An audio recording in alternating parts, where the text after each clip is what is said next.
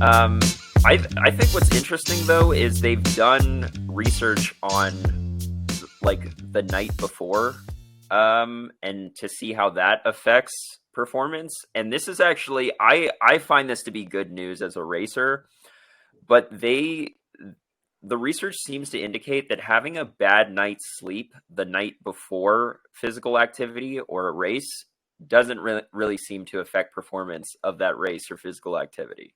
So, for example, they had subjects stay awake for 24 hours before doing a physical test, and the performance was not affected. However, it was affected at 36 hours of being awake.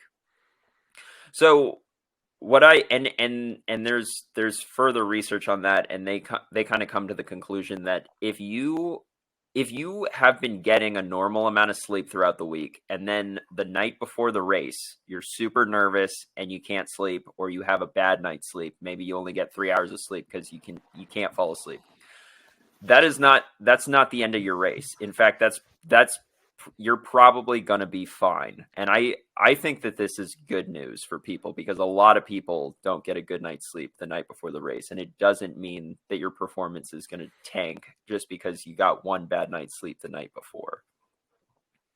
Yeah. Yeah. I read one study uh, that was talking about like oftentimes these studies look at like, oh, let's restrict sleep and see how it affects cyclists. So this study actually did the opposite, and they extended sleep to see if it had a positive gain. Hmm. It's called extended sleep maintains endurance performance better than normal or restricting sleep. And they basically uh, came to this conclusion that compared with normal sleep, extending sleep time for 3 consecutive nights, and the average time that they added to the sleep was 90 minutes, 108 minutes, and 78 minutes. So you're talking an extra sleep cycle, at least 90 minutes there. Getting one extra sleep cycle improved performance by 3% or approximately 2 minutes across a 60-minute time trial. And Hmm. these are in trained cyclists.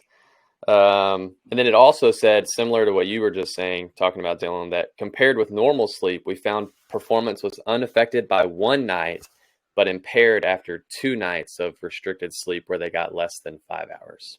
So basically what Yeah. they did is they took three groups. One group slept normally for 4 days.